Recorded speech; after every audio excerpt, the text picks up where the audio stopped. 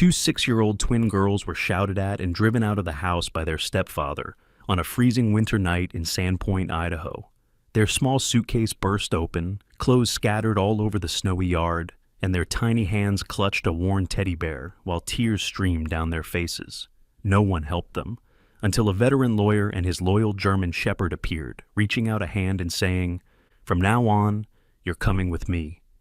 Before we begin, please leave a comment about this story and tell us which city you're watching from. Amen. May God bless every single one of you watching right now. And now, let us begin. The snowstorm raged violently across Sandpoint, Idaho, where icy winds howled through the streets and blanketed the small lakeside town in relentless white silence.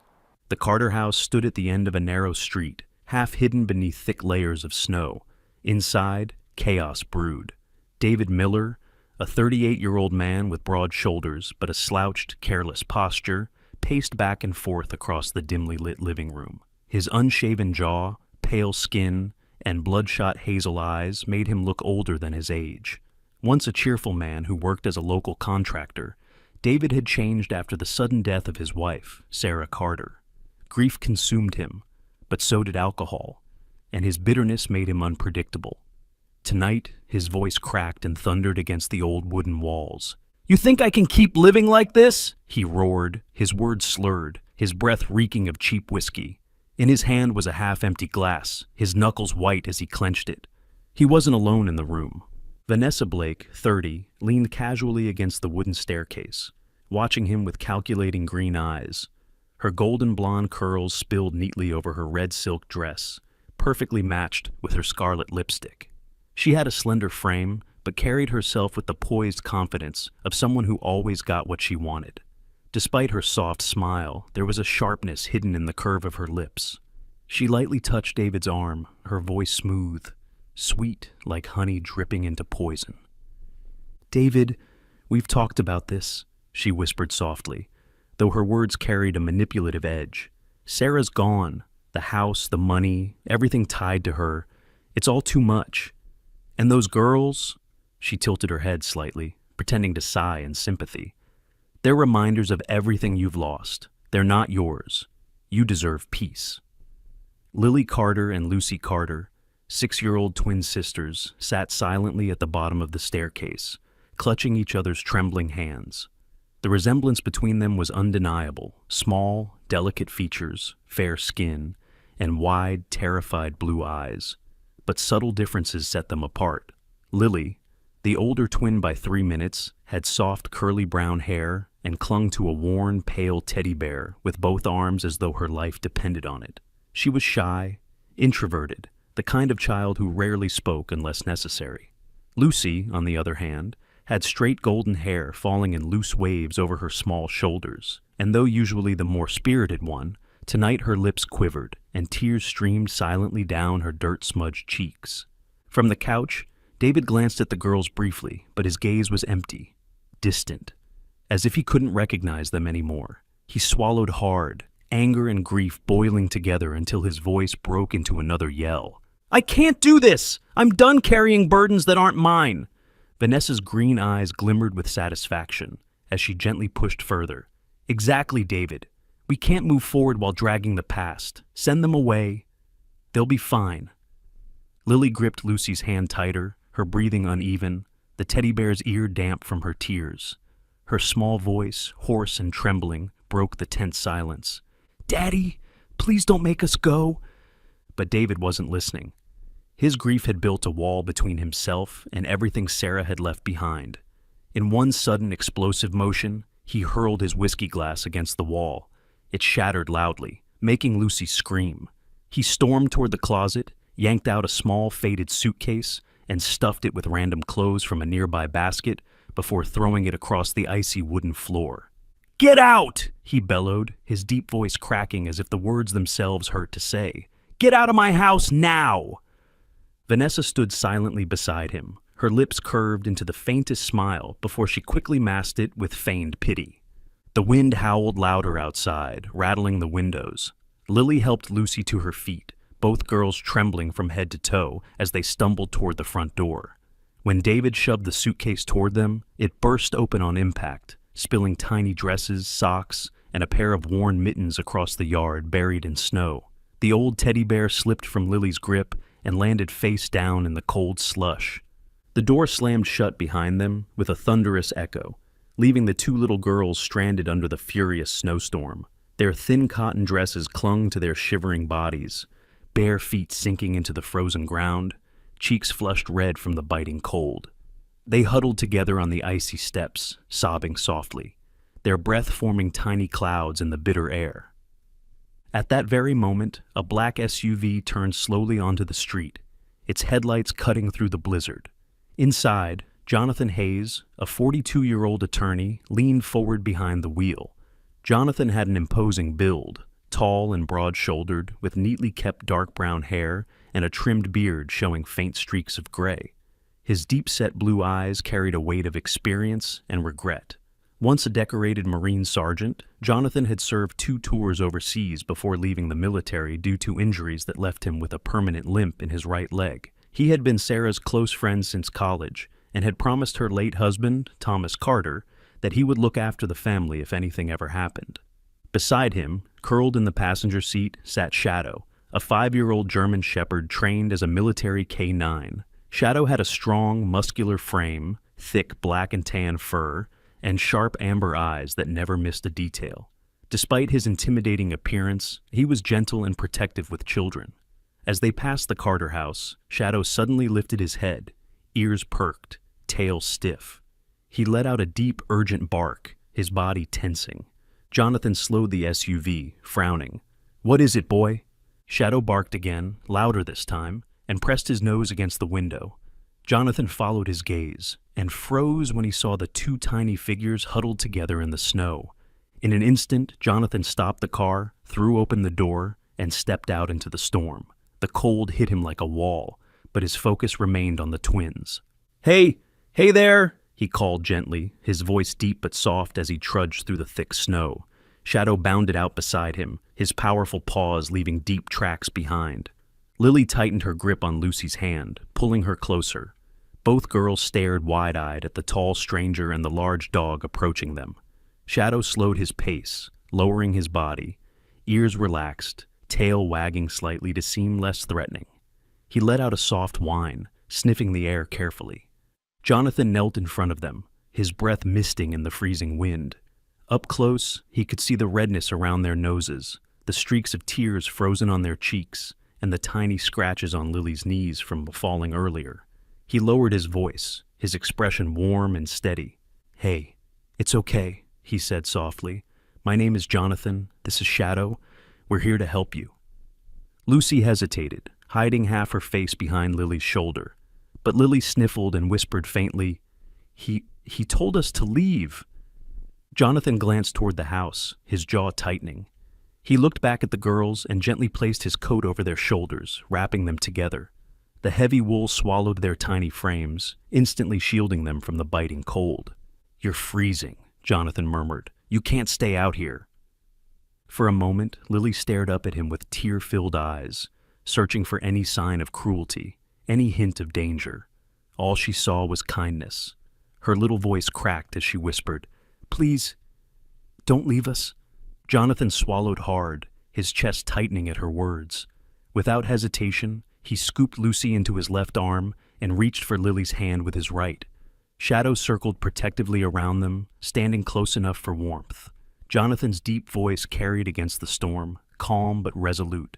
"From now on, you're coming with me." Behind them, the Carter house remained silent, its windows dark. Inside, Vanessa's shadow moved past the curtains, her expression unreadable, while David slumped into his chair, drowning himself in another glass of whiskey. Jonathan carried the girls carefully toward his SUV. Shadow leapt in first, turning and whining softly as he watched Jonathan settle Lily and Lucy into the back seat, wrapping them in an extra blanket. He glanced once more at the snow-covered yard, then tightened his grip on the steering wheel, his blue eyes burning with quiet determination. This wasn't just a rescue. It was the beginning of a promise he intended to keep.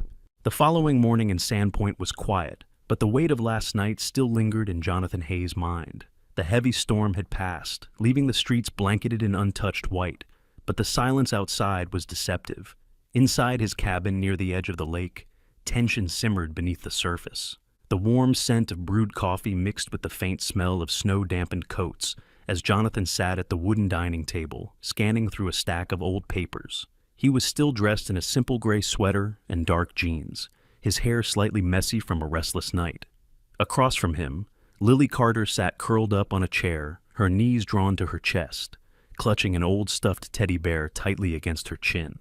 Her big blue eyes followed Jonathan's every movement, fear and uncertainty etched into her small, pale face.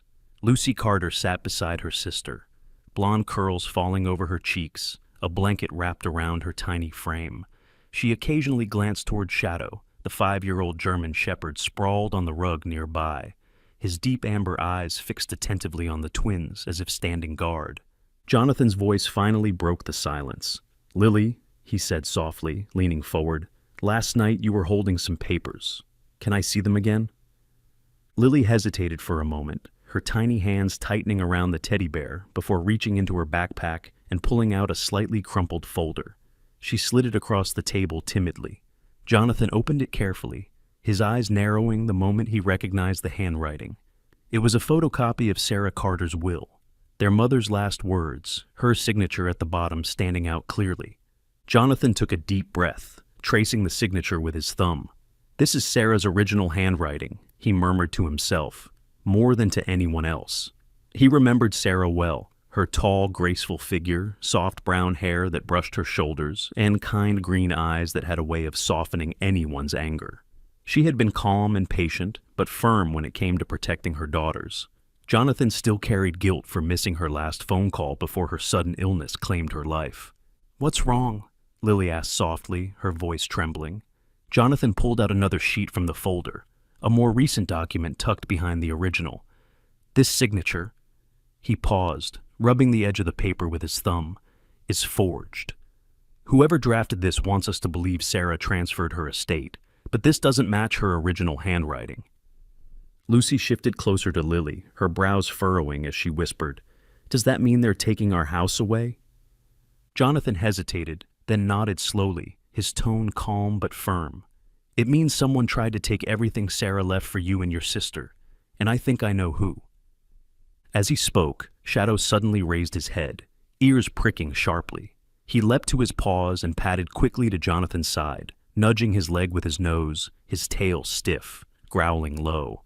The German shepherd's senses had always been uncanny, a trait left over from his years serving as a military K-9.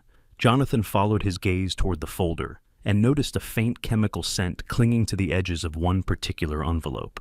Jonathan frowned, grabbing the envelope and bringing it closer. "Good boy, Shadow," he muttered under his breath, before pulling on his gloves to avoid contact with the residue.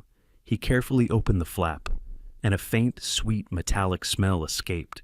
It was subtle, but distinct. He dialed his phone immediately. "Maria, it's Jonathan. I need you at my cabin." A short while later, there was a knock at the door, and Detective Maria Santos stepped inside, shaking the snow from her black wool coat. Maria was a 36-year-old detective from the Sandpoint Police Department, known for her sharp intuition and relentless determination. Her olive-toned skin and shoulder-length dark brown hair framed a face marked by both warmth and discipline. Jonathan had worked with her before on a veterans legal support project and trusted her instincts deeply. "Jonathan," she greeted him, adjusting her scarf as she glanced toward the twins on the couch. Her voice softened slightly. "These must be Sarah's girls." Lily buried her face in the teddy bear, and Lucy clung to her arm silently. Maria crouched slightly, her tone gentle. "Don't worry, sweethearts. I'm here to help." Jonathan handed Maria the suspicious envelope, pointing out the faint residue. Maria sniffed the edge cautiously before nodding. "This smells like benzodiazepine, mild sedatives. Someone used this to tamper with David, I'm guessing?" "Vanessa," Jonathan said flatly, his blue eyes darkening. "She's manipulating him, and if my guess is right, she's planning to transfer Sarah's estate entirely under David's name, then strip it away." Maria sighed, pulling out her small leather notebook and jotting down notes. "That tracks with what I've been hearing.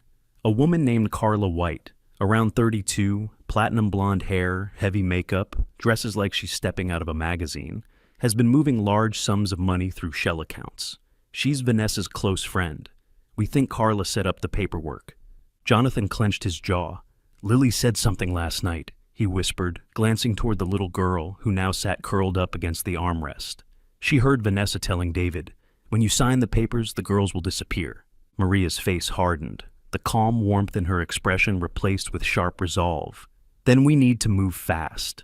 If Vanessa gets David to sign those documents, Lily and Lucy could lose everything Sarah left them. And more than that, they might be in danger." Jonathan ran a hand down his face, exhaustion weighing on his features, but his voice was steady when he finally spoke. "I promised Thomas I'd protect them. And I promised Sarah too, even if she never heard me say it. I won't let anyone hurt them." Maria rested a hand on his shoulder briefly. "Then we'll work together. I'll pull every bank record linked to Vanessa and Carla. But Jonathan, you need to prepare yourself. This is bigger than forged signatures. If drugs are involved, this could become a criminal case." Shadow rested his head against Jonathan's knee, sensing his owner's tension. Jonathan reached down, scratching behind the dog's ears as he spoke softly. "We'll fight, boy. We always do." From the couch, Lucy's small voice finally broke through the silence, muffled but clear. "Are we going to be okay?" Jonathan turned, meeting her wide, fearful blue eyes. He walked over slowly, crouching to meet her at eye level, and gently brushed a strand of blonde hair behind her ear. "I promise you," he said softly, his voice carrying the weight of his vow, "no one will take you away. Not while I'm here." Lily finally loosened her grip on the teddy bear, just enough to glance at Maria and Jonathan. "But Aunt Vanessa said Daddy loves her more than us," she whispered, her lip trembling. Jonathan's jaw tightened again, but his voice remained calm and soothing. "That's not true, Lily. Sometimes grown-ups make bad choices because they're scared, or because someone is influencing them. But none of this is your fault. Not one single part." Maria stood, pocketing the envelope and folding the forged papers carefully into a clear evidence bag. "I'll get these tested at the lab and see what comes up. If Vanessa's tampering with medication to manipulate David, we'll prove it." Jonathan nodded, pulling his coat tighter around him. "Do that. I'll handle David myself." As Maria left, the sound of the door clicking shut echoed through the cabin. Jonathan leaned against the edge of the table, his shoulders heavy with determination. He looked at the twins again, now curled up under a single blanket, Shadow lying beside them protectively. Jonathan clenched his fists, his voice low but unyielding. "Vanessa, Carla, I'm coming for both of you." And with that silent vow, Jonathan made a promise to himself. He would uncover the truth, no matter how deep it went. The wind howled softly outside, as Jonathan Hayes parked his black SUV on the far edge of a dimly lit street in downtown Sandpoint, Idaho. The snow had stopped falling, but a thin icy layer still clung to the sidewalks, glittering faintly beneath the yellow streetlights. Across the road, the Cedar Pines bar glowed with a warm orange hue, its old wooden sign swinging gently with every passing gust of wind. Jonathan glanced at the dashboard clock, 9:43 p.m., then turned his gaze toward the bar's entrance. Seated beside him in the passenger seat, Detective Maria Santos checked the tiny wireless camera clipped to her coat. Dressed in a fitted black winter jacket and dark jeans, her practical boots dusted with snow, Maria's sharp brown eyes reflected focus and control. Her dark brown hair was tied neatly in a low ponytail, and a faint scar across her left cheek hinted at a dangerous confrontation years ago, one she rarely spoke of. A meticulous investigator, Maria had built her reputation on never letting personal feelings cloud her judgment, though tonight, protecting Lily and Lucy made her unusually tense. Between them in the back seat, Shadow, Jonathan's 5-year-old German shepherd, sat alert, his powerful body tense and ears pricked forward.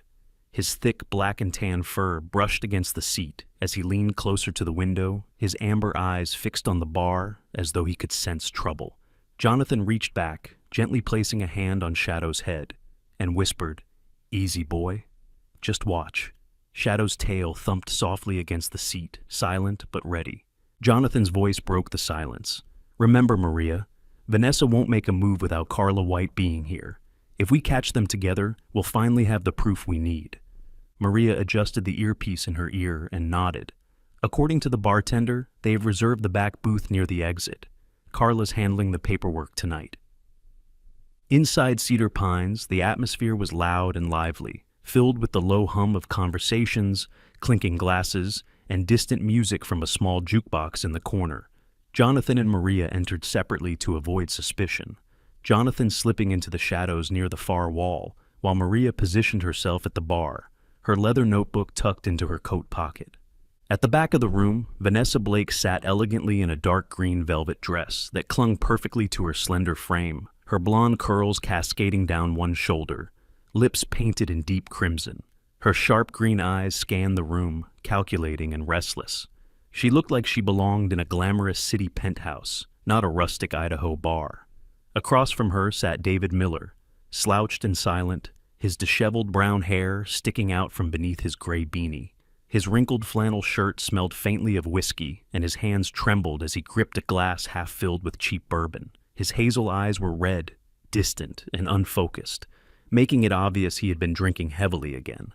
Suddenly, the bar door opened, letting in a brief rush of cold air. A tall, striking woman stepped inside, pulling down the hood of her designer fur-lined coat. Carla White, 32 years old, platinum blonde, her wavy hair perfectly styled, walked confidently across the bar. Her sleek black dress and diamond-studded earrings contrasted sharply against the rustic surroundings. Carla carried an expensive-looking leather handbag, which she held tightly against her side, as if guarding something valuable. Jonathan shifted subtly, pulling out his phone and syncing it to Maria's hidden camera feed. On the small screen, the live video showed Carla sliding into the booth next to Vanessa, her perfectly manicured red nails tapping against the bag. Maria, seated 2 tables away, set her coffee cup down slowly and adjusted her coat, angling the camera for a clearer view. Her voice was steady as she spoke softly into the comms. "She's here. Looks like we're about to see the transfer documents." Vanessa leaned closer to Carla, her voice low but audible through the microphone Maria had placed beneath the bar counter earlier. "Did you bring everything?" Carla nodded, pulling out a thick manila envelope from her handbag. "Of course," she whispered. "These are the contracts for the Carter Foundation transfer. Once David signs, the entire estate will move under his name. From there, we redirect the assets to the shell accounts we set up." David's hand twitched slightly, his fingers tightening around his glass. I don't know about this, Vanessa," he slurred, his voice heavy and uneven. "Sarah wanted the girls to have everything. I'm not sure this is right." Vanessa turned to him, her expression softening into practiced sympathy. She gently stroked his arm, her words dripping like poisoned honey. "David, baby, you need to stop living in the past. This is for us. For a fresh start. Don't you trust me?" David looked down, his jaw working as though trying to find the strength to argue, but the alcohol numbed his conviction. He said nothing, just stared blankly at the table as Carla laid the documents out in front of Vanessa. Shadow shifted slightly under Jonathan's command, staying low beneath their table near the entrance. He had been trained to track scents silently, and Jonathan knew his loyal K9 was picking up every trace of alcohol, perfume, and stress in the air. Suddenly, Maria's camera caught something unexpected. Carla slid a small silver vial across the table toward Vanessa. "This will make him more compliant," Carla muttered under her breath, but the microphone picked it up clearly. "Put it in his drink, and he'll sign without hesitation." Jonathan's jaw clenched tightly. "They're drugging him," he whispered through the comms, his deep voice barely controlled. Maria didn't respond, her gaze locked on the scene unfolding. She pretended to check her phone, tilting it slightly to ensure the recording captured every word. Carla uncapped the vial discreetly under the table, but before she could reach David's glass, the waitress approached, Hannah Reed, a cheerful young woman in her mid-20s with chestnut brown hair tied into a messy bun, wearing a faded black apron. She smiled politely as she cleared empty glasses, unaware of the tension at the booth. "Can I get you folks anything else?" Hannah asked warmly, her freckled cheeks flushed from rushing between tables. Vanessa waved her away with a forced smile, her voice sweet but sharp beneath the surface. "No, thank you, we're fine." Jonathan leaned closer, whispering quietly into the comms. "We have enough on record. Carla mentioning the shell accounts, the Carter Foundation transfer, and now the sedatives. We can build a case." Maria nodded subtly, slipping her notebook from her pocket and jotting quick notes without drawing attention. As the minutes passed, David leaned heavily against the booth wall, his eyelids drooping as the bourbon dulled his awareness further. Vanessa placed a pen in his hand, guiding it toward the documents. "Just sign here, David," she murmured softly, her smile widening ever so slightly. Suddenly, Maria shifted her position slightly to get a better angle, and Carla's sharp platinum blonde head turned just enough to notice. Her narrowed blue eyes locked briefly on Maria before darting away again, but suspicion had already sparked in her gaze. "Jonathan," Maria whispered quietly, "we need to pull back. Carla's sharp. She almost spotted me." Jonathan rose slowly, pretending to check his phone as he slipped toward the exit, Shadow following closely at his heel. They slipped back into the icy night, blending into the shadows of the parking lot. Moments later, Maria joined them, her breath fogging in the frigid air. From her pocket, she pulled out a small digital recorder and played back the last few minutes of captured audio. Carla's voice was crystal clear. "Put it in his drink, and he'll sign without hesitation." Jonathan exhaled sharply, gripping Shadow's leash tighter, his jaw tense. "That's it. That's the evidence we needed." Maria nodded, her expression grim but satisfied. "We'll file this with the department, but Jonathan, be ready. Vanessa's not going to back down quietly." Jonathan stared back toward the warm glow of cedar pines, where the trap had almost been set.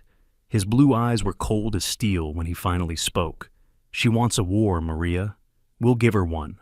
The morning sun barely touched the horizon when Jonathan Hayes parked his black SUV outside the Sandpoint County Courthouse. The cold Idaho air bit against his skin as he tightened his charcoal gray coat and glanced into the back seat. Lily Carter and Lucy Carter sat side by side, their small hands clasped tightly together, both wrapped in matching cream wool scarves Jonathan had bought that morning.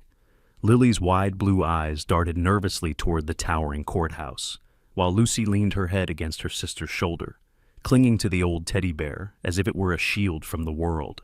At their feet, Shadow, Jonathan's 5-year-old German shepherd, sat alert, his black and tan fur brushing against the girl's boots. He pressed his head lightly against Lily's knee, sensing her fear, his steady presence a quiet promise of protection.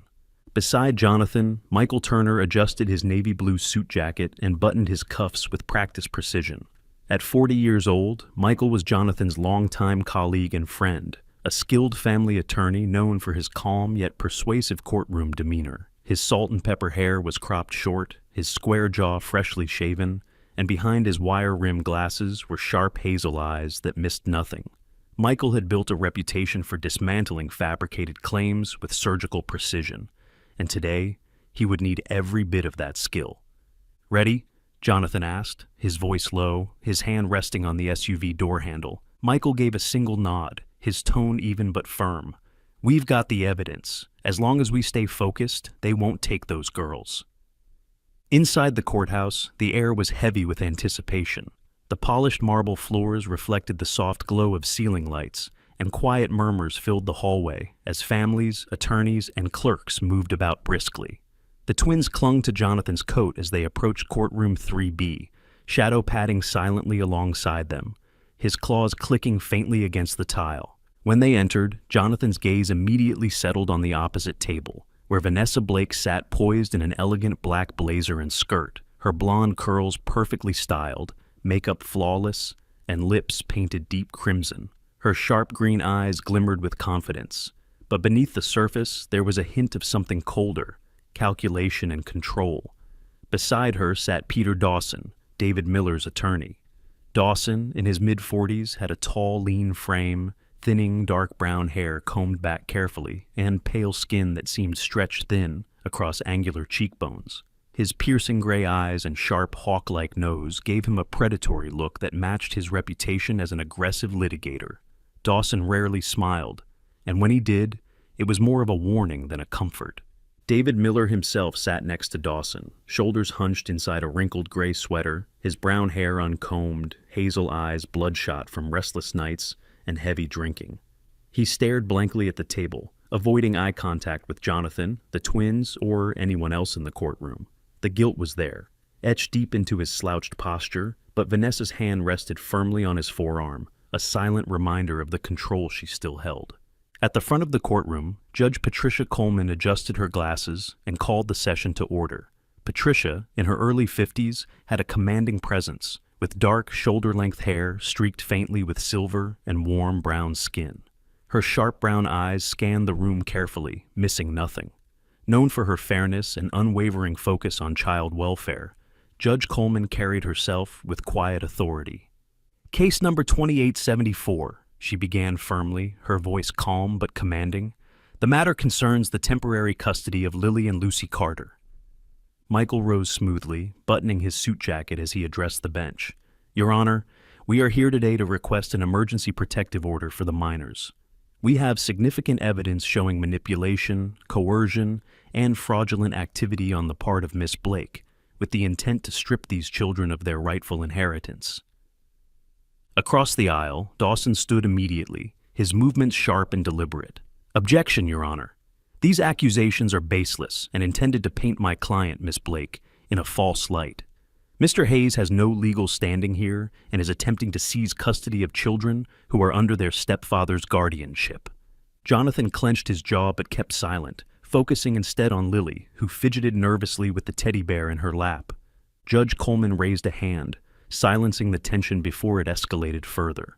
"Counselors, I will hear evidence from both parties before making any determinations." Dawson stepped forward, sliding a folder across the table toward the clerk. "Your Honor, the defense submits an independent psychological evaluation of the children. It shows behavioral instability and claims they require specialized supervision, suggesting Mr. Hayes' household may not provide a stable environment." Jonathan's brows furrowed. He turned to Michael, whispering, "That's fabricated. We've never had anyone evaluate the girls." Michael gave a small, confident smile, "And that's exactly what we'll prove." From his briefcase, Michael retrieved a USB drive and several documents, handing them to the clerk. "Your Honor, the plaintiff submits audio recordings, photographic evidence, and written testimony from Detective Maria Santos of the Sandpoint Police Department. Among the evidence is a recorded statement by Miss Blake's associate, Carla White, in which she discusses sedating Mr. Miller to obtain his signature on fraudulent transfer documents." At the mention of the recording, Vanessa's expression stiffened briefly before she quickly masked it with a soft, calculated smile. Judge Coleman leaned forward slightly, her voice measured but firm. "Mr. Dawson, does the defense dispute the authenticity of these recordings?" Dawson cleared his throat. "Your Honor, we reserve the right to review and challenge them at a later time." "Understood," Patricia replied, "but for purposes of today's hearing, the court will accept them as admissible." As the proceedings continued, Shadow sat quietly at Jonathan's side, his head resting gently against Lily's leg. The German shepherd's calm presence seemed to steady her. She stopped fidgeting and reached down to stroke his soft fur, finding comfort in the quiet reassurance he offered. Even Judge Coleman's gaze softened briefly as she noticed the gesture. The session stretched on as Michael dismantled the false psychological report piece by piece, exposing inconsistencies, missing signatures, and forged credentials from the supposed evaluator. By the time Michael finished, Dawson's earlier confidence had dulled, and Vanessa's carefully maintained composure showed the faintest cracks. Finally, Judge Coleman folded her hands on the bench and looked directly at David Miller. "Mr. Miller, do you wish to make a statement?"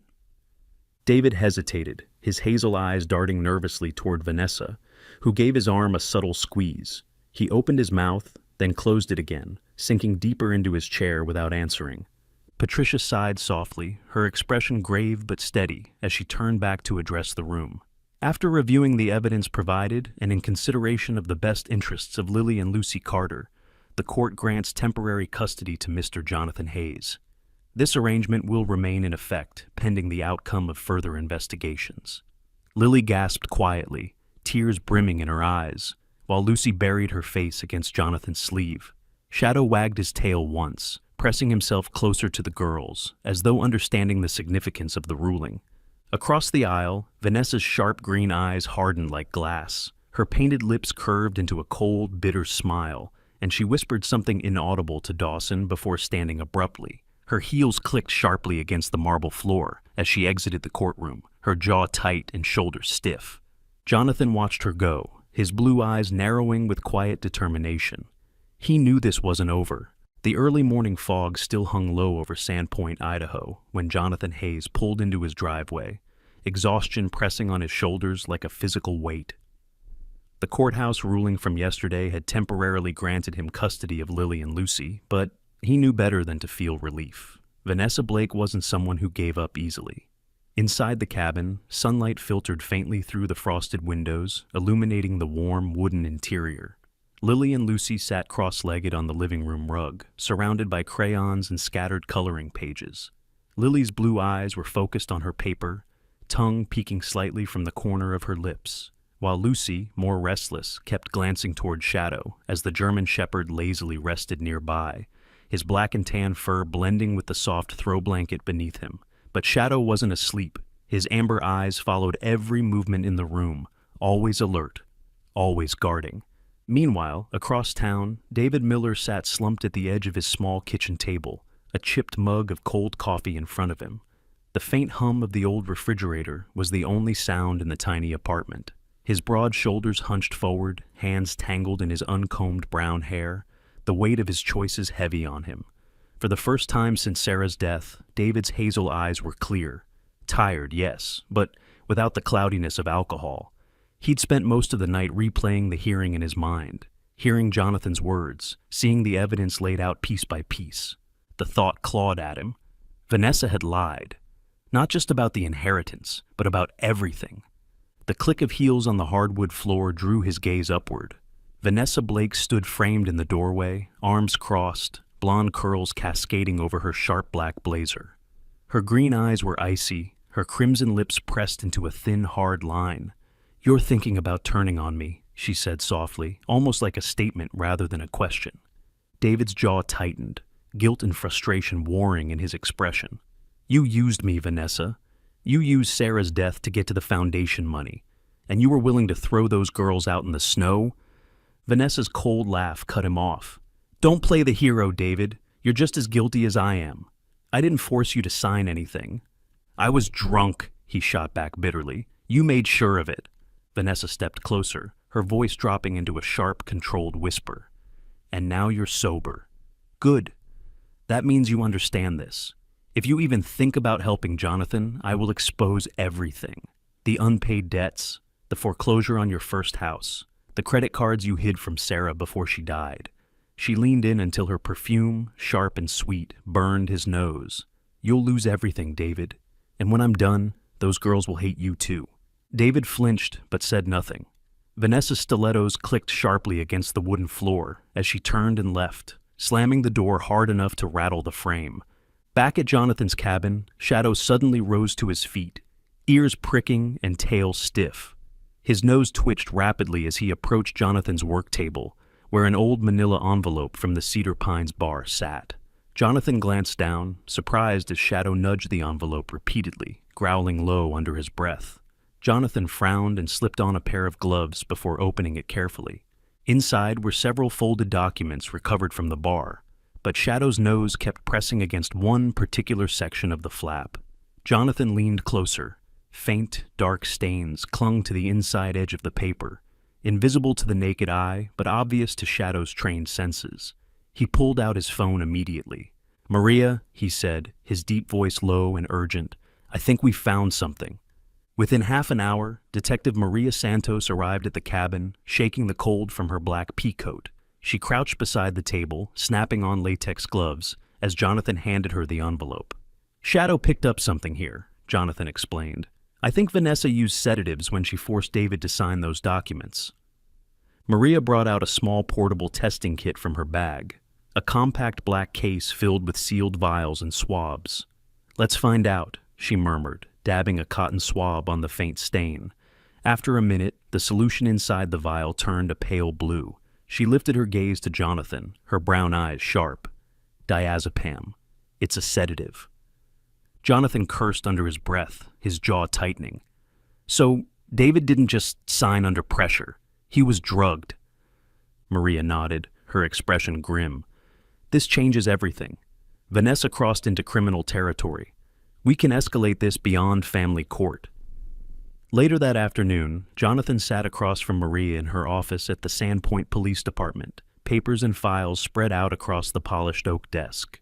On the wall behind her hung a framed commendation from the state attorney's office, and several photos of Maria's investigative team.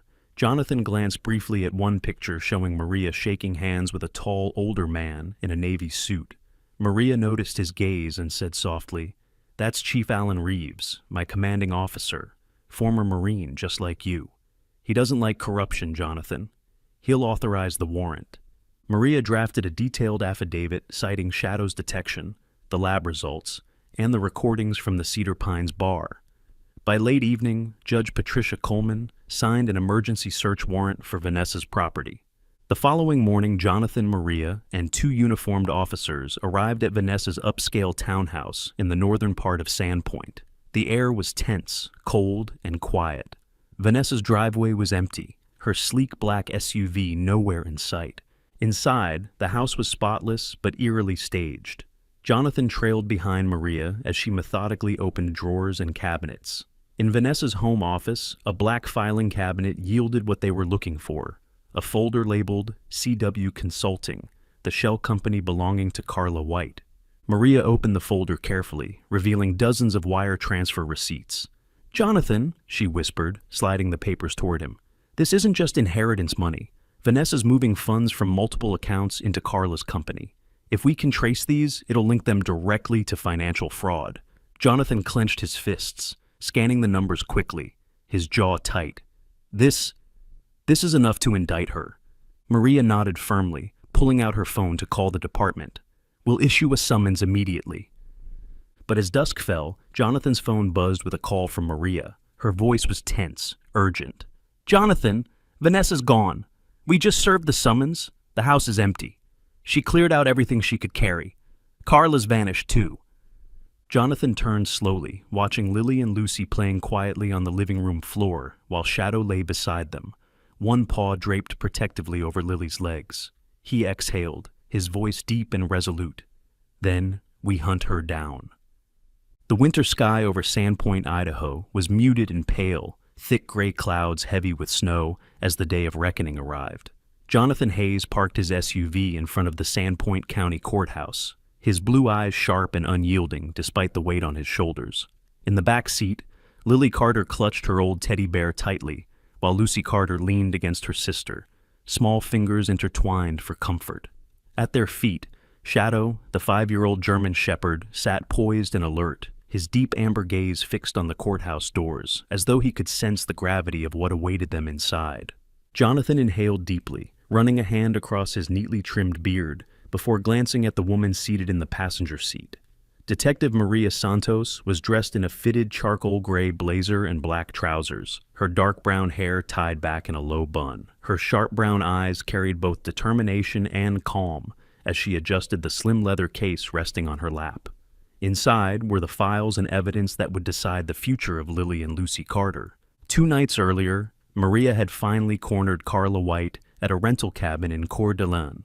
Carla, 32, platinum blonde hair now in disarray, and dark makeup smudged from sleepless nights, had been visibly shaken when Maria stepped inside, with 2 armed officers. After hours in the interrogation room, Carla finally cracked. Her nervous blue eyes darted between Maria and her recording device as she confessed everything. Vanessa Blake had orchestrated the entire scheme: the sedatives, the forged documents, the shell company CW Consulting, and the plan to siphon the Carter Foundation funds. Inside the courthouse, the tension was palpable. The polished wood of courtroom 3A gleamed under bright ceiling lights, but the room felt heavy, filled with quiet whispers from reporters and townspeople who had followed the scandal. Judge Patricia Coleman, wearing her black judicial robe, presided from the bench with her usual calm authority, her dark hair pulled neatly behind her shoulders, glasses balanced carefully on the bridge of her nose. At the plaintiff's table, Jonathan sat alongside Michael Turner, his longtime colleague and legal counsel, who wore a sharp navy blue suit and carried an air of quiet confidence. Across the aisle, Vanessa Blake sat rigid in a sleek black blazer and pencil skirt, her golden curls pinned back tightly, green eyes burning with cold defiance. Her deep crimson lipstick matched the manicured nails gripping the edge of the defense table. Beside her was Peter Dawson, her attorney, his sharp gray suit pressed perfectly, angular jaw tense beneath his thinning dark hair. The session began when Judge Coleman called for order, her firm voice cutting through the murmur of the crowd. We are here to determine the disposition of custody regarding minors Lily and Lucy Carter, and to evaluate the criminal charges filed against Miss Vanessa Blake and Miss Carla White. Maria stepped forward, opening the leather case and placing a small USB drive onto the evidence table. "Your Honor," she said clearly, her voice steady, "this contains an unaltered audio recording from Cedar Pines Bar on the night of January 18th. It captures Miss Vanessa Blake directing Miss Carla White to administer sedatives into Mr. David Miller's drink in order to obtain his coerced signature on fraudulent transfer documents." Judge Coleman gestured for the clerk to play the recording. The soft static gave way to unmistakable voices. Carla whispering about the sedative, Vanessa's cold tone commanding, "Put it in his drink and he'll sign without hesitation." Gasps echoed through the courtroom. Vanessa sat perfectly still, her jaw tight, fingers digging into the table edge until her knuckles turned white. Dawson leaned toward her, whispering something urgent, but Vanessa's gaze remained fixed on the screen, cold and furious. From the back row, David Miller bowed his head, his broad shoulders shaking slightly beneath a rumpled gray sweater. His hazel eyes were swollen and red, but not from alcohol this time. When the recording stopped, David stood abruptly, his chair scraping loudly against the polished floor. "Your Honor," he began, his voice breaking, I need to say something." Judge Coleman nodded gently. "Go ahead, Mr. Miller." David swallowed hard, his Adam's apple bobbing visibly. "I was weak. I let Vanessa manipulate me, and I let myself drown in whiskey after Sarah died. I signed whatever she put in front of me because I was too broken to think. But I never wanted to hurt Lily or Lucy. I should have protected them." He turned slightly, his gaze settling on the twins sitting quietly beside Shadow. "I'm sorry, girls. I'm so sorry." Lily looked down at her lap, gripping the teddy bear tighter, while Lucy's lower lip trembled, tears gathering in her wide blue eyes. Jonathan placed a steady hand on Lily's shoulder, Shadow pressing himself closer to both children, as though shielding them from the weight of the moment. Dawson rose from the defense table, attempting to redirect the narrative. "Your Honor, we contest the reliability of the recording and argue that Mr. Miller's statement was coerced under emotional duress." But Michael Turner was already on his feet, calm yet commanding. "Your Honor, the defense cannot deny that both the audio and financial documents obtained under a valid search warrant directly implicate Miss Blake and Miss White in fraud, sedative administration, and child endangerment.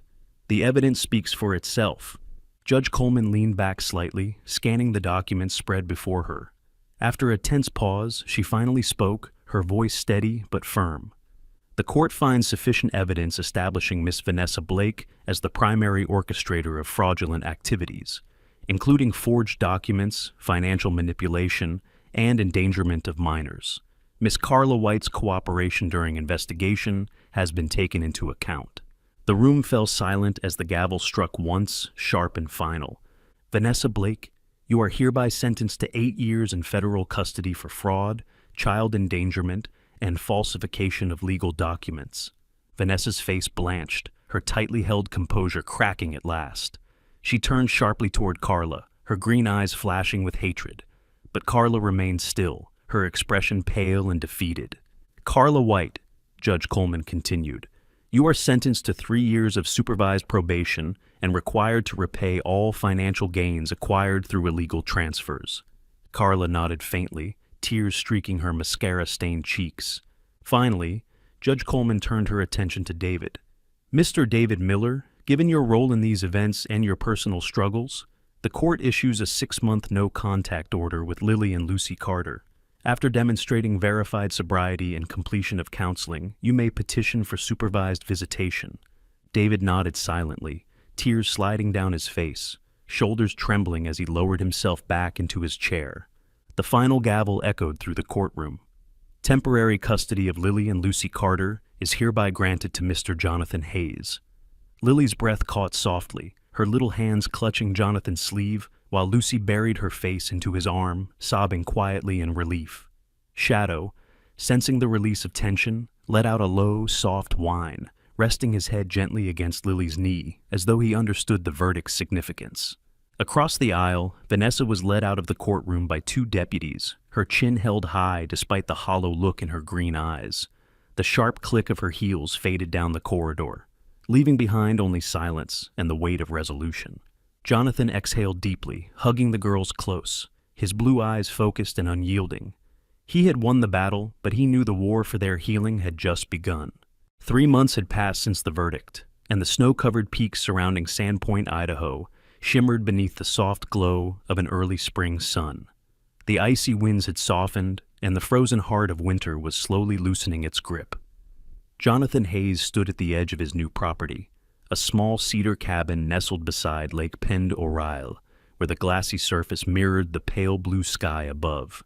The air smelled faintly of pine and wood smoke, and for the first time in years, Jonathan allowed himself to breathe freely. The cabin was simple but warm, its white-painted porch overlooking the sprawling frozen lake. Inside, the living room was filled with soft golden light from the fireplace, where Lily Carter and Lucy Carter were curled up on a wool rug, giggling as Shadow, the 5-year-old German shepherd, chased after a small rubber ball. Shadow's thick black and tan coat gleamed under the warm glow of the fire, his amber eyes bright and alive as his tail thumped happily against the floorboards. Life had changed. For the first time, it felt like it belonged to them. Jonathan had spent weeks working on the cabin, carefully sanding the old floors, repainting the walls, and building shelves for the twins' books and toys. Today, his hands were calloused, his short brown beard dusted with a hint of gray, but his blue eyes carried something new: peace. He wore a simple flannel shirt beneath a dark jacket, his tall, broad-shouldered frame moving steadily as he carried in the last box from the truck. "Daddy! Shadow's cheating!" Lucy shouted with a mischievous grin, her golden curls bouncing as she tugged on the dog's ear gently. "He took the ball and won't give it back." Jonathan set the box down and leaned against the doorframe, smiling softly. "That's because he's smarter than you think," he teased, kneeling to ruffle Lucy's hair. "Try the stick instead. Shadow's a retriever at heart." Lucy grabbed a small branch from the pile near the hearth and ran toward the back door, calling, "Come on, boy!" Shadow followed eagerly, his powerful legs leaping across the threshold as the two disappeared into the snow-covered yard.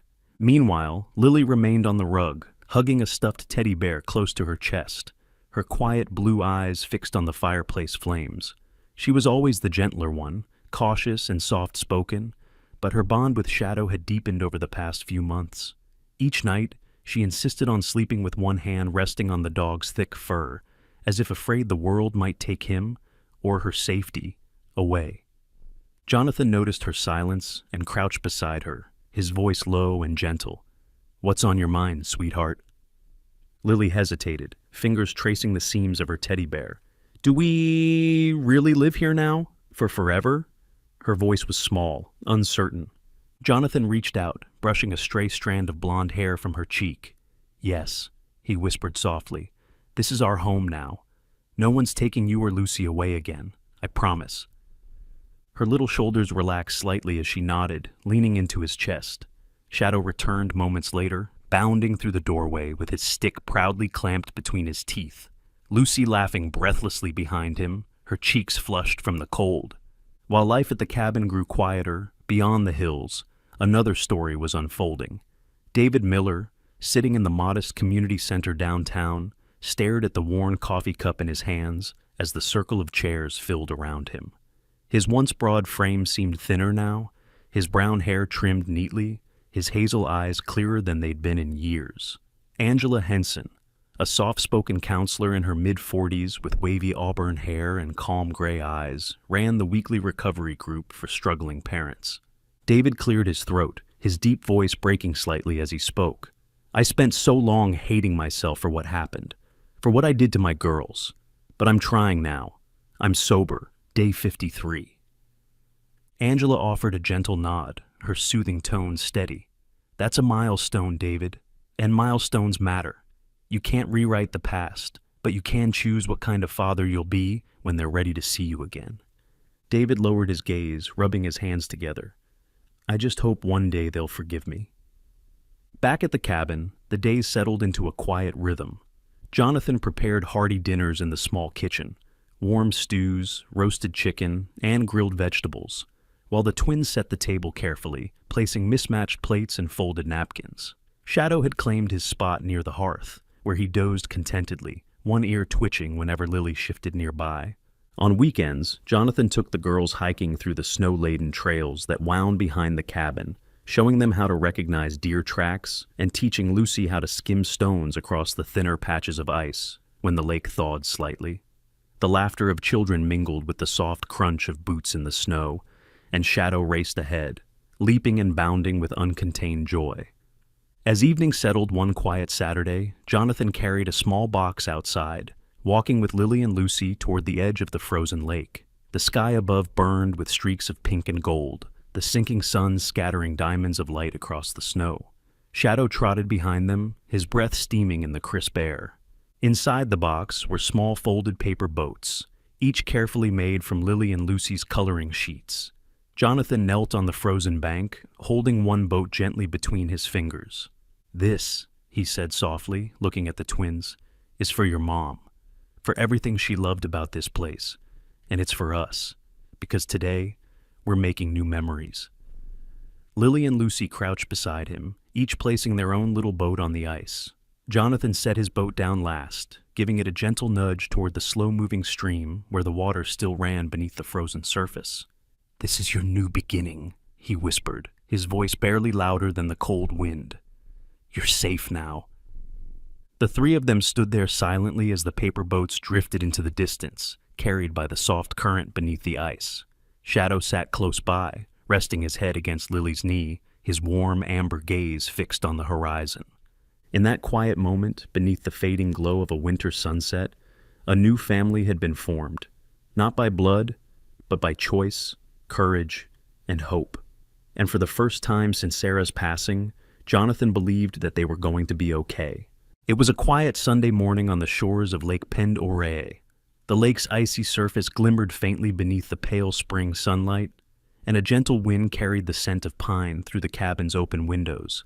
Inside, the soft crackling of the fireplace blended with the laughter of Lucy Carter, who was building a paper castle on the rug, while Lily Carter sat curled up against Shadow, her tiny hand resting gently on the German shepherd's thick black and tan fur. Jonathan Hayes stood in the corner of the living room, unpacking the last few forgotten boxes he had brought from the storage unit weeks earlier. Among them was an old cedar chest, its dark surface dulled by time, the brass lock rusted and half broken. The initials SC were faintly engraved on the lid. Jonathan's blue eyes lingered on the chest for a moment, his calloused fingers tracing the carved letters. Something about it stirred a quiet ache in his chest. He turned toward the girls. "Lily, Lucy, come here a second," he called softly. The twins scampered over, Shadow following close behind with his tail wagging curiously. Together they knelt by the chest. Jonathan gently pried open the weakened lock, and as the lid creaked upward, a soft waft of cedar and lavender drifted into the air. Inside were several worn photo albums, a few folded baby blankets, and at the very bottom, an envelope, yellowed by time, sealed with wax. Jonathan's breath caught when he recognized the delicate handwriting on the front. To Jonathan, "Open only when they're safe." It was Sarah Carter's handwriting. Hands trembling slightly, he broke the seal and unfolded the letter. The faint ink had faded with time, but Sarah's words remained sharp, tender, and steady. "Dear Jonathan, if you're reading this, it means I am no longer here to protect them, and I pray with all my heart that you kept your promise. I need you to know something I never had the courage to tell you. When David and I divorced, I was lost, afraid, exhausted, and broken. You were there for me, more than anyone. You helped me keep my hope alive, and though I didn't say it then, you were the reason I found the strength to start again. I named Lily after your grandmother. I never told anyone.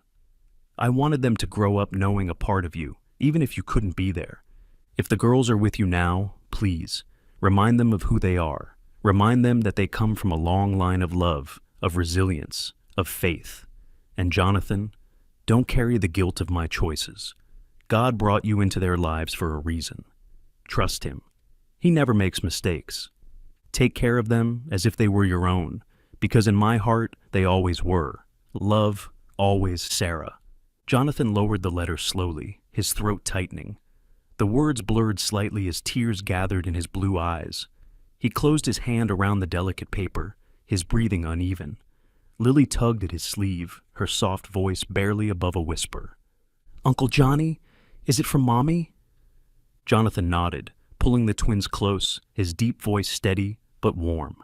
"Yes, sweetheart, it's from your mom. She wanted you to know how much she loved you." Lily clutched his shirt tightly, burying her face against his chest, while Lucy reached out, touching the folded letter as though trying to hold on to her mother's words. Shadow lay quietly at Jonathan's side, his amber eyes soft, his head resting gently against Lily's knee. That evening, Jonathan took the girls to the frozen edge of Lake Pendorel. The fading sunlight painted the water in shades of gold and rose, and the quiet ripples mirrored the orange sky above.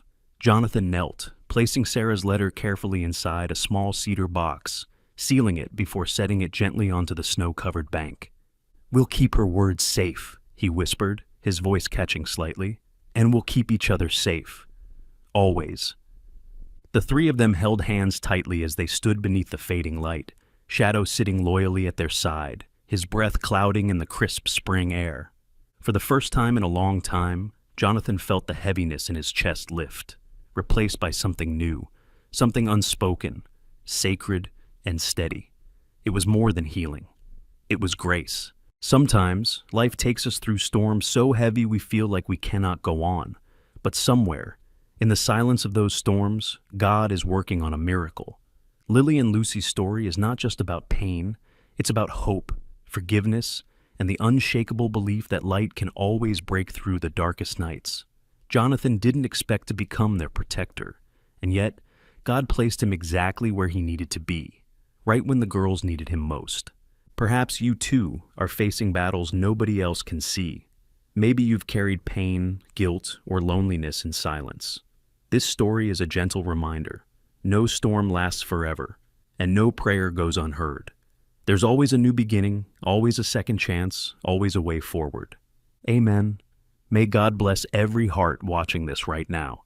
If this story touched you, leave a comment below and share where you're watching from, because somewhere out there, your words might give hope to someone who needs it.